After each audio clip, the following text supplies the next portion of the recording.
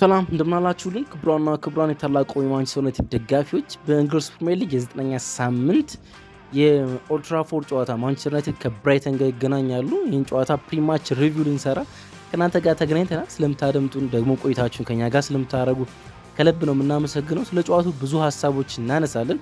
ፕሬዲክት ላይን አፕ ወይም ደግሞ ግምታዊ አስተላለፋችንን እንዲሁም የኦፕታን የጨዋታ ግምት የማሸነፍ ንጻሬ ለማንሰጥ የሚለው እንመለከታለን። በቅርብ ዓመታት ውስጥ ማንቸስተር ዩናይትድ ለማሸነፍ ዳገት የሆነበት ቡድን በሜዳውም ጭምር ብዙ ሽንፈቶች ያጋጠሙት ከብራይተን ጋር ነውና ይህን ጨዋታ እንዴት ሊያሸንፍ ይችላል? ደግሞም ቁጥሮች እንዴት ይላሉ? በሁለቱ ተጋጣሚዎች ላይ ያሉ ታሪካዊ ዳራዎች ምንድናቸው? በዚህኛው ጨዋታስ ምን ልንመለከት እንችላለን? እነማንስ ጥሩ ሊጫወቱ ይችላሉ? እነማንስ ይጠበቃሉ? በሁለቱ ቡድንስ በብራይተን እና እንዲሁም ደግሞ በማንቸስተር ዩናይትድ እነሱ እንመለከታለን። የፋቢያን ሃዝለር ቡድን ምን አይነት አቀራረብ ይኖረዋል? እንዲሁም ደግሞ የሮበን አሞሪም ቡድን ምን አይነት ፕሬዲክት ላይን አፕ ይኖረዋል? እነዚህ እንዳስሳለን። አብራችሁ ስለምትቆዩ ደግሞም ስለምታደምጡን ከልብ ነው የምናመሰግነው። የጨዋታ ግምቶቻችሁን አስፈሩልን የኮሜንት መስጫው ባር ላይ። ጨዋታው ስንት ለስንት ይጠናቀቃል ጻፉልን። ስማችሁን እንዲሁም ደግሞ የምትጽፉበትን ከተማ ወይም ሀገር አብራችሁ ብትጽፉልን ከልብ ነው የምናመሰግነው። ያን ስለምታደርጉልን ደግሞም ቪዲዮውን ላይክ አድርጋችሁ ጀምሩ። ሰብስክራይብ ያላደረጋችሁ አድማጮቻችን ካላችሁ ይህ መልእክት ለእናንተ ነው። ሰብስክራይብ አድርጉት። ይሄ ታላቁ የማንቸስተር ዩናይትድ ደጋፊዎች ገጽ ነው። እርጋሚ ስለምታደምጡን ከልብ እናመሰግናለን። የምንገኘው በፕሪማች ሪቪው ነው። የእንግሊዝ ፕሪሚየር ሊግ የ9ኛ ሳምንት የኦልድ ትራፎርድ ጨዋታ ማለት ነው። ከመሸጋገሪያ ሙዚቃ በኋላ ተመልሰን እንመጣለን።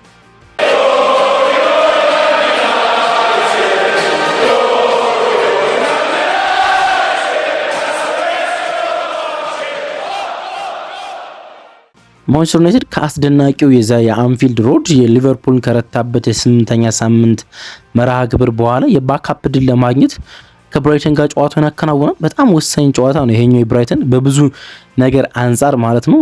ለወትሮ በጣም ያስቸግረን ቡድን ነው። ወደኋላ እንመለከተዋለን።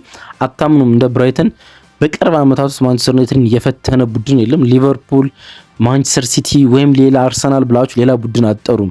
ማንቸስተር ዩናይትድን በቅርብ ዓመታት እንደ ብራይተን የፈተነ ቡድን የለም። ባለፉት 7 የመጨረሻ ግንኙነታችን በ6ቱ አሸንፈውናል እና ብራይተንን ማሸነፍ ደንበኛ የባካፕ ድል ነው። ማንቸስተር ዩናይትድ በጥሩ ሮድ ላይ በጥሩ ዌይ ላይ እየተጓዘ እንደሆነ ማሳያ እንደሆነ መጠቆም ይቻላል። ከዛ በኋላ ከብራይተኑ ጨዋታ በኋላ እንኳን ሌላኛ ሽንፈት ቢመጣ የቡድኑ ግንባታ ላይ ምንም አይነት ጥላሸት የሚቀባ አይመስለኝም፣ ወይም ደግሞ ወደ ኋላ እንደመመለስ የሚቆጠር አይመስለኝም። ምክንያቱም ተካታይ 3 ጨዋታዎችን ማሸነፍ ከተቻለ ማለት ነው። የአንፊልድ ሮዱ ጨዋታ ማይረሳ ነው ለማንቸስተር ዩናይትድ። ብራያን ምቤሞ ገና በሰከንዶች ውስጥ ጎል አስቆጠረ። ከዛ በኋላ በሰከንድ ሃፍ ጋክፖ ጨዋታውን ወደ አቻ ቀይሮት ሊቨርፑል ወደ ጨዋታው የሚመለስ መሰለ። ግን እንደገና በተቃራኒ ማንቸስተር ዩናይትድ ወደ ጨዋታው ተመልሶ ሃሪ ማጉዌር ጎል አስቆጠረና ጨዋታውን ማንቸስተር ዩናይትድ በ2-1 አጠናቀቀ። እናም ከምን ጊዜም የማንቸስተር ዩናይትድ በጣም ጥሩ ድሎች እንደ አንዱ በተለይ ደግሞ በቅርብ ዓመታት ከተመዘገቡት ማለት ነው። ለሮበን አሞሪም ደግሞ በአሁኑ ሰዓት ብቻ ሆነን አሁን ባለንበት የጊዜ ታይም ላይ ሆነን ምርጡ ድሉ ነው ወይም ደግሞ ምርጡ ዊኒንጉ ነው። ከዛ ድል በፊት ደግሞ ሰንደርላንድ 2-0 በኦልድ ትራፎርድ ማሸነፋችን የሚዘነጋ አይደለም እና ኮንስኪዩቲቭ የመጀመሪያ ድሉ ነው ለሮበን አሞሪም ወይም ደግሞ ተከታታይ ባክ ቱ ባክ ጨዋታዎችን ሲያሸንፍ በማንቸስተር ዩናይትድ አሰልጣኝነት ውስጥ ለመጀመሪያ ጊዜ ነው። አሁን ዩናይትድ 3ኛ ድል ለማግኘት ነው በኦልድ ትራፎርድ ከብራይተን ጋር የሚጫወተው ማለት ነው። ዩናይትድ ለመጨረሻ ጊዜ 3 ተከታታይ ጨዋታዎችን ያሸነፈው 2024 ከሜይ እስከ ኦገስት ነበረ። ከግንቦት እስከ ነሐሴ ባሉት ጊዜያቶች ውስጥ ነበረ ለመጨረሻ ጊዜ 3 ተከታታይ ጌሞችን አሸንፎ የነበረው። እናም ይሄኛው ድል በጣም ወሳኝ ይሆናል ብዬ አስባለሁ 3 ተከታታይ ጨዋታዎችን ለማሸነፍ ማለት ነው። የደረጃ ሰንጠረዡን ከ9ኛም ለማስተካከል በጣም ወሳኝ ነው። አሁን 9ኛ ደረጃ ላይ የምንገኘው ይሄን ብራይተን ጌም የምናሸንፍ ከሆነ የደረጃ ሰንጠረጃችን በደንብ እናስተካክላለን። የምንጫወተው ከብራይተን ጋር ነው፣ እንደም ለወትሮ በጣም ከሚፈተነን ቡድን ጋር። ግን ደግሞ ብራይተን ለማሸነፍ ትክክለኛው ሜዳ ኦልድ ትራፎርድ ነው። በሜዳችን ጨዋታ እናከናውናል። ምክንያቱም ባለፉት 3 ተከታታይ የኦልድ ትራፎርድ ጨዋታ ማንቸስተር ዩናይትድ በኦልድ ትራፎርድ ድል ማግኘት ስለቻለ ማለት ነው። በርንሌን 3-2 አሸንፈዋል። ቼልሲን 2-1 አሸንፈዋል። ሰንደርላንድ 2-0 አሸንፈዋል። ስለዚህ ማንቸስተር ዩናይትድ በኦልድ ትራፎርድ ደንበኛ ሞመንተም እንደገነባ መናገር ይቻላል ማለት ነው። ስለዚህ ብራይተንን ለመግጠም በዚህ ሰዓት ትክክለኛው ቦታ ኦልድ ትራፎርድ እንደሆነ መናገር ይቻላል። እንዳልኳችሁ ሞመንት አለ። አሁን ብራይተንን ለማሸነፍ የሚያስችል የኦልድ ትራፎርድ ሞመንት አለ። ከሜዳችን ውጭ ድሎችን በተከታታይ አስመዘገብንም። ያ የአንፊልድ ማይረሳ ጀብድ አለ። ግን ተከታታይ ድሎችን ከሜዳችን ውጭ ማሸነፍ አለብን። ለመጨረሻ ጊዜ ከሜዳችን ውጭ ስንጫወት ከኢንተርናሽናል ብሬክ በፊት ከብሬንፎርድ ጋር ሽንፈት እንዳስተናግድን ይታወቃል። ግን በሜዳችን በጣም ጥሩ ሙቭመንት ላይ የምንገኘውና ይሄ ሙቭመንት ለማስቀጠል በጣም አስፈላጊ ይመስለኛል። ይህ ከመጨረሻ 13 ጨዋታዎች በኦልድ ትራፎርድ ካረግናቸው ጋር እንኳን እኩል ነው። እንግዲህ 3 ተከታታይ ጨዋታዎችን በኦልድ ትራፎርድ አሸነፍናል አለ። ወይም በሜዳችን ላይ ባረግናቸው 3 ጨዋታዎች ማንቸስተር ዩናይትድ ድል አረግነ ስንል ከነዚህ 3 ጨዋታዎች በፊት ባረጋቸው 13 ጨዋታዎች ውስጥ ነበረ 3 ድል ማግኘት የቻለው ማለት ነው። 8 ሽንፈቶች 2 አቻ ነበር በኦልድ ትራፎርድ ማለት ነው። ከዚህ መጥፎ ሪከርድ በኋላ ነው በተከታታይ 3 ጨዋታዎችን ማሸነፍ የቻለውና ይሄ በጣም ወሳኝ ይመስለኛል። ዩናይትድ እንግዲህ ለመጨረሻ ጊዜ በሜዳው ብዙ ጌም ያሸነፈው በተከታታይ ማለት ነው ከኤፕሪል እስከ ኦገስት 2023 ላይ ነበር። 8 ተከታታይ የኦልድ ትራፎርድ ድሎች ነበሩ። ከዛ 8 ተከታታይ የኦልድ ትራፎርድ ድሎች በኋላ ይሄኛው ከፍተኛ እንደሆነ መናገር እንችላለን። ተከታታይ ድል ነው እንግዲህ ያ በጣም የሚገርማችሁ ነገር ማንቸስተር ዩናይትድ በቅርብ ዓመታት ውስጥ ለመጨረሻ ጊዜ ተከታታይ ድሎችን ያስመዘገበው 2023 ከኤፕሪል እስከ ኦገስት 8 ተከታታይ ድሎች ነው። እንግዲህ ለመጨረሻ ጊዜ በተከታታይ ብዙ ጌም ያሸነፍንበት ማለት ነው እና 8 ጌም አሸነፈን 9ኛው ላይ የተሸነፍነው በብራይተን ነበር 3-1 ታምናላችሁ? ከነገ ተጋጣሚያችን ጋር ማለት ነው። ነገ ሙቭመንታችንን በጣም ሙቭመንታችን ከፍ የምናደርግበት ወይም ደግሞ ከሙቭመንታችን ውሃ የሚቸልስበት ቡድን የመሆን እድሉ ሰፊ ነው ብራይተን ማለት ነውና ያን በጣም መጥፎ ሪከርድ ማለት በጣም ጥሩ ሪከርድ አስቆሞ ነበር። ነገ ደግሞ ሌላ ከፊት ለፊታችን የሚገጥመን የፋቢያን ሃዝለር ቡድን ይሆናል ማለት ነው። ብራይተን እንግዲህ አሞሪም በጣም ጥሩ ተጫዋቾች ነበሩት በአንፊልድ ሮዱ ጨዋታ ወይም ደግሞ በአንፊልድ ሮዱ በጣም ፐርፎርም ያደረጉ ተጫዋቾች ብሩኖ ፈርናንዴዝ፣ ብራያን ምቤሞ እንዲሁም ማቲያስ ኩና ማለት ነው። እንግዲህ ብሩኖ ፈርናንዴዝ የማጉዌሪን ጎል የመጨረሻ ኳስ አቃባይ ነበር ወይም ደግሞ በጨዋታ ውስጥ የመጨረሻ ድራማቲካሊ ጎል ሲቆጠር ያን ድራማቲካሊ ጎል በቮሊ ያቃበለ ተጫዋች ኮንትሮል ለማድረግ ጊዜ ለመግዛት ሳይሞክር ቀጥታ የመጣውን ኳስ በቮሊ ያቃበለ ተጫዋች ነው። ጎል ማስቆጠር ይችላል። 3 የጎል ተሳትፎ አለው እንግዲህ በዚህ ውድድር ዓመት ማለት ነው። 2 ጎል እና 1 አሲስት ጥሩ ሪከርድ ላይሆን ይችላል፣ ግን ደንበኛ አማካይ ለሆነ ተጫዋች በጣም ጥሩ ሪከርድ ነው። 6 ቁጥር ቦታ ላይ የሚጫወተው ኮትሮ ከሚጫወትበት 10 ቁጥር ቦታ ላይ በሁለት ፌዝ ወደ ኋላ እንዲሆን ተደርጓል እና በጣም ጥሩ ሪከርድ ነው። በጣም ጥሩ ሪከርድ መሆኑን የምታውቁት ደግሞ የ3 የጎል ተሳትፎች 6 ነጥብ ለማንቸስተር ዩናይትድ ማስገኘት ችሏል። 6 ነጥብ ማለት ነው። እንግዲህ ብዙ ጎል አስቆጣሪዎች ሊኖሩ ይችላሉ በሊጉ ውስጥ ማለት ነው። ሃላንድ ምናምን ያለን ብዙ ተጫዋቾች እንጠራለን፣ ማቴታ ምናምን፣ ግን ከሱ የተሻለ ብዙ ነጥብ የሰበሰቡ ተጫዋቾች 2 ብቻ ናቸው ማሸነፊያ ጎል ማስቆጠር የቻሉ ማለት ነው። ለቡድናቸው የማሸነፊያ ጎል ወይም ደግሞ የማሸነፊያ ጎል ሲቆጠር የጎል ተሳትፎ ማድረግ የቻሉ ተጫዋቾች 2 ናቸው። አንቶኒዮ ሴሜንዮ 9 ነጥብ መሰብሰብ ችሏል ለቡድኑ ቦርንሞዝ ብቻውን። ጃክ ግሪሊሽ ለኤቨርተን 7 ነጥብ ሰጥቷል። ብሩኖ ፈርናንዴዝ 6 ነጥብ ለማንቸስተር ዩናይትድ መስጠት ችሏል ማለት ነው። አሁን ብሩኖ ፈርናንዴዝ ምን ያህል አስፈላጊ ተጫዋች እንደሆነ የሚጠቁም ይመስለኛል። አንዳንድ ጊዜ ባለመደው ቦታ ላይና ለመልመድ በሚታገለው ቦታ ላይ በሚያሳያቸው ስህተቶች ብዙ ሰዎች በሶሻል ሚዲያ ሊወቅሱት ሲሞክሩ መለከታለሁና ፈገግ የሚያሰኘኝ ጉዳይ ነው። ብሩኖ ፈርናንዴዝ የፈለገ መጥፎ እንኳን ቢጫወት ላሳለፈው በማንቸስተር ዩናይትድ መጥፎ ጊዜያት ውስጥ ለነበረው መልካም ጊዜ ወይም ደግሞ በመጥፎ ጊዜ ውስጥ ለነበረው ብልጭታ ሊመሰገንና ሊከበር ይገባል ብዬ አስባለሁ። ምክንያቱም ባለፉት 3 እና 4 ዓመታት ውስጥ ብሩኖ ፈርናንዴዝ የማንቸስተር ዩናይትድ የቡድን አካል ባይሆን ኑሮ ምን ሊያጋጥመን እንደሚችል ማመን ይከብዳል። በእነዚህ ጊዜያቶች ውስጥ የቡድን ዋና ብርሃን ለኔ ብሩኖ ፈርናንዴዝ ነው ብዬ ስለማስብ ማለት ነው። የምትስማሙ ይመስለኛል። ካልተስማማችሁ ደግሞ አሳውቁኝ። ማቲያስ ኩና በሊቨርፑል ጨዋታ በጣም ጥሩ ከተጫወቱ ተጫዋቾች አንዱ ነው። እስካሁን ለማንቸስተር ዩናይትድ ጎል በስሙ አላስመዘገበም በማንቸስተር ዩናይትድ መለያ ማለት ነው። ግን ሴስኮን ሮበን አሞሪም ተጠባባቂ ወንበር ላይ አስቀምጦ እሱን በመጀመሪያ ሰላም ሲያስገባው ጥቂት ማንገራገሮች ነበሩ። ግን በጨዋታው ውስጥ ላሳየው ፐርፎርማንስ በጣም አድናቆት ከብዙ ሰዎች ነው የተገባው ማለት ነው። ዘንድሮ በጣም የሚገርመው ነገር ከቦል ኬሪ በኋላ ወይም ደግሞ ኳስ ከ5 ሜትር ከገፋ በኋላ ብዙ ሹት በማድረግ የፕሪሚየር ሊግ ቁጥር 1 ተጫዋች ነው። 12 ሹቶችን ቦል ኬሪ ካረገ በኋላ ወይም ደግሞ ኳስ ተሸክሞ 5 ሜትር በላይ ከገፋ በኋላ ሹቶችን አድርጓል። በሱ ልክ ብዙ ቦል ኬሪ አድርጎ ሹት ያረገ ተጫዋች ሊግ ውስጥ የለምና ማንቸስተር ዩናይትድ በጣም ጥሩ ፕሮፋይል ያለው ተጫዋች እንዳገኘ መናገር ይቻላል። እሱና ብራያን ምቤሞ አንድ ላይ ሲሰለፉ የማንቸስተር ዩናይትድ አማካይ ላይ የኦቨርሎድ ማነስ ወይም ደግሞ ኦቨርሎዱ በቁጥር እንዲበለጥ በተቃራኒ ቡድን ይሆናል። ሜሰን ማውንት ሲኖር የአማካኝ ባህሪ ያለው ተጫዋች ሲሆን ስለሆነ ወደ አማካኝ ሲገባ ማንቸስተር ዩናይትድ ኦቨርሎዱ በጣም ልክ ይመጣል። ታክቲካል ጉዳይ ነው፣ ግን ማቲያስ ኩና በጣም ጥራቱን የጠበቀ ተጫዋች ነው። ብራያን ምቤሞ ገና በሰከንዶች ነው ሊቨርፑል ላይ ጎል ማስቆጠር የቻለ። ብዙ የጎል ተሳትፎ ካደረገባቸው ቡድኖች አንዱ ደግሞ ብራይተን ነው ከሳውዛምፕተን በመቀጠል ማለት ነው። ብራያን ምቤሞ ሳውዛምፕተን ላይ 8 የጎል ተሳትፎ አለ ብቻውን በአንድ ቡድን ላይ ማለት ነው። ብራይተን ላይ ደግሞ 6 የጎል ተሳትፎ አለ 3 ጎልና 3 አሲስት። ስለዚህ ማስቆጠርና አሲስት ማድረግ የለመደበት ቡድን ጋር ነው የሚጫወተው ብራይተን ጋር ማለት እንችላለን። ግን በተቃራኒ ቡድን እኛን የሚፈትነን አንድ ተጫዋች አለ ዳኒ ዊልቤክ። እንደ ቡድን የፋቢያን ሃዝለር ቡድን ጥሩ ቡድን ነው። እርግጥ 3 ጨዋታዎችን ብቻ ነው ማያሸነፈ በዚህ ውድድር ዓመት በደረጃ ሰንጠረዡ ከኛ በኋላ ነው የሚገኘው 10ኛ ደረጃ ላይ። ግን ዳኒ ዊልቤክ ኢንፎርም ነው። አሁን በጣም የሚገርም ብቃት ላይ ነው የሚገኘው።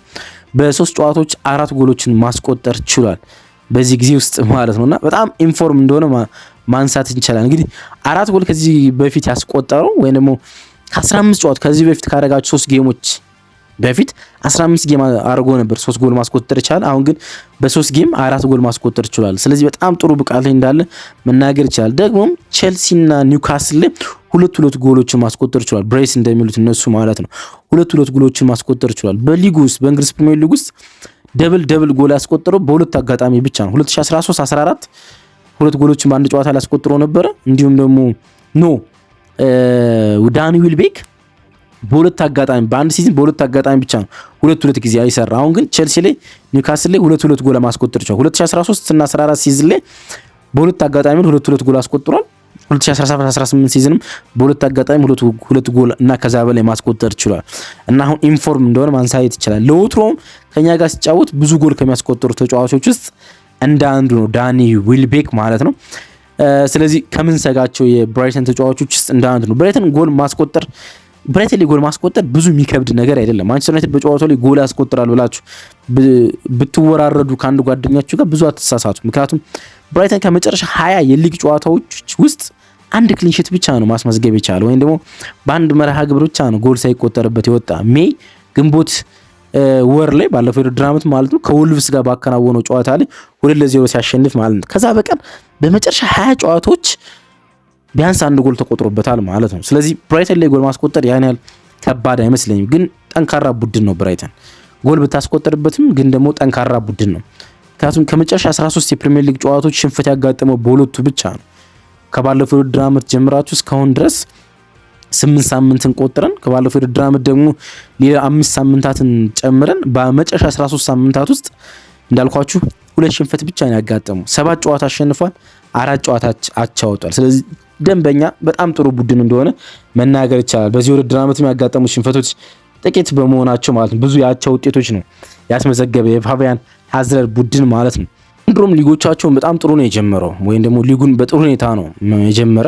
8 የሊግ ጨዋታ ማከናወን ይችላል። 3 ጨዋታ አሸንፏል፣ በ3 ጨዋታ አቻ ወጥቷል። ግን በ3 ጨዋታ አቻ ሲወጣ በሁለቱ ጨዋታ መርተው ነበራቸው የወጡት ማለት ነው። ጎሎቻቸውን ማስጠበቅ ተስኗቸው ወይም በመጨረሻ ደቂቃ ጎል ተቆጥሮባቸው ነው አቻ የወጡት። በሁለቱ ግን ሽንፈት አጋጥሟቸዋልና ይሄ በጣም ጥሩ ቲም እንደሆነ ያሳየናል። እንግዲህ በማንቸስተር ዩናይትድ በኩል ያለው የቡድን ዜና ሊሳንድሮ ማርቲኔዝ በጨዋታው ላይ አሁንም በድጋሚ እንደማይኖር እርግጥ ነው። ከኢንተርናሽናል ብሬክ በኋላ ይመለሳል ተብሎ ይጠበቃል። አሁን ከማንቸስተር ዩናይትድ ጋር የቡድን ልምምድ እንደጀመረ የሚያሳዩ ፎቶዎች እየወጡ ነው የሚገኙት።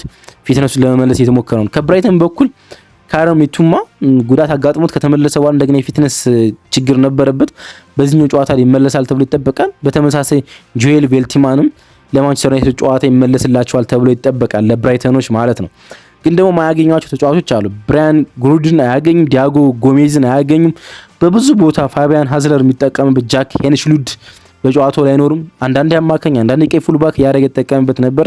የተከላካይ ተጫዋቹ አዳም ዌብስተር የረጅም ጊዜ ጉዳት ላይ ነው የሚገኘው፣ አሁንም አይመለስም። ሶል ማርች የቡድኑ አማካኝ ስፍራና ፔናልቲ መቻቸው እሱም አይኖርም ማለት ነው። ወደ 5 እና 6 የሚጠጉ ተጫዋቾች ለማንቸስተር ጨዋታ ላይ አይደርሱላቸውም። እንግዲህ የእርስ በርስ ግንኙነታቸውን እንመልከት። እንግዲህ በቅርብ ዓመታት እንደ ብራይተን የፈተነን ቡድን እንደሌለ ስናገር ነበር አይደለም። ከመጨረሻ 7 የእንግሊዝ ፕሪሚየር ሊግ ከብራይተን ጋር ያደረግናቸው ጨዋታዎች ውስጥ በ6ቱ ሽንፈት አጋጥሞናል። ይሄ በጣም መራር ሽንፈት ይመስለኛል። ከመጨረሻ 7 ከብራይተን ጋር ከተገናኘንባቸው ጨዋታዎች 6 ሽንፈት ነው። አንድ ድል ብቻ ነው ያለን፣ አንድ ድል ብቻ ማለት ነው። ብራይተን በቅርብ ጊዜ ነው እንግዲህ ወደ ፕሪሚየር ሊግ የመጣ ማለት ነው። እነዚህ 7 ጨዋታዎች እንተዋቸውና በመጀመሪያ 17 ግንኙነታችን ማለት ነው። በመጀመሪያ 17 ግንኙነታችን 3 ሽንፈት ብቻ ነበር ያጋጠመን ማለት። አሁን በዳብል ነው በቅርብ ዓመታት ውስጥ ያሸነፉን ማለት ነው። 17 የመጀመሪያ ግንኙነታችን 3 ሽንፈት 2 አቻ 12 ድል ነበረው ማንቸስተር ዩናይትድ። አሁን ግን በቅርብ የመጨረሻ 7 ጨዋታዎች ግን 6 ሽንፈት ነው በብራይተን ያጋጠመን ማለት ነውና በጣም መጥፎ እንደሆነ ቁጥሮች ያሳያሉ። ደግሞ በኦልድ ትራፎርድ ይብስባቸዋል ማለት ትችላላችሁ። በጣም ነው የሚመቻቸው ኦልድ ትራፎርድ ከኛ ጋር መጫወት፣ ለምን እንደሆነ አይገባኝም። የመጨረሻዎቹ 3 የኦልድ ትራፎርድ ጌሞች በሙሉ አሸንፈውናል። ኦገስት 2022 2-1 አሸነፉን። ሴፕቴምበር 2023 መስከረም ላይ 3-1 አሸነፉን። የመጨረሻ ባለፈው ጃንዋሪ ላይ ያደረግነው የኦልድ ትራፎርድ ጨዋታ 2025 ላይ ማለት ነው 3-1 አሸነፉን ማለት ነው። በጣም ኦልድ ትራፎርድ ላይ ይቀናቸዋል። ለምሳሌ ታስታውሱ እንደሆነ ባለፈው ውድድር ዓመት ሜንቶ የነሱ ተጫዋች ጎል አስቆጠረብን። ከዛ በኋላ ብሩኖ ፈርናንዴዝ በፍጹም ቅጣት ምት ጎል አስቆጠርናቸው ሆነ። ማንቸስተር ዩናይትድ ወደ ጨዋታው የተመለሰ ሲመስል ሜቲዩማና ጀርጂኖ ሩተር ጎል አስቆጠሩና ጨዋታው ወደ 3-1 አመጡት ማለት ነውና በጣም ጥሩ ናቸው ኦልድ ትራፎርድ ላይ ማለት ነው። ከብራይተን በላይ በሜዳችን በተካታይ ብዙ ያሸነፈን ቡድን ማንቸስተር ሲቲ ነው። ግን ደግሞ አሁን በቅርብ ያለው የፔፕ ጋርዲዮላ ማንቸስተር ሲቲ ወይም ደግሞ የፔሌግሪኒ ማንቸስተር ሲቲ ወይም ደግሞ የማንቺኒ ማንቸስተር ሲቲ አይደለም እንደዚህ ያሸነፈን። በጣም የድሮ ማንቸስተር ሲቲ ነው እንደዚህ ያሸነፈን ማለት ነው። እንግዲህ ማንቸስተር ሲቲ በ1968 1970 በፈርጉሰን የመጀመሪያ ዓመታት ላይ 5 ተከታታይ የሜዳ ጌም አሸንፎን ነበር። ለ5 ዓመታት በሜዳችን በየአመቱ ድል አቀናጅቶ ነበር ማለት ነው። ከዛ በኋላ በሜዳችን በተከታታይ ያሸነፈን ቡድን ብራይተን ነው፣ 3 ተከታታይ ድሎች ማለት ነው። ነገ ደግሞ የሚሳካላቸው እኮ 4 ይሆናል ማለት ይሄን የማስቆም የሮበን አሞሪም ቡድን የሚጠበቅበት ይመስለኛል። እንግዲህ በቼልሲ በሊቨርፑል ጨዋታ ብዙ መጥፎ ሪከርዶችን የሮበን አሞሪም ቡድን እንዳስተካከለ ባለፈው ጊዜ ስንነጋገር ነበር። አሁን ይሄኛው ጨዋታ ደግሞ ሌላኛ እንደዚህ አይነት ሪከርዶችን የምናሻሽልበት ጨዋታ ይሆናል ተብሎ ይጠበቃል ለኔ ማለት ነው። እንግዲህ ጨዋታውን ኦፕታ ማንቸስተር ዩናይትድ የማሸነፍ ግምት ሰጥቷል።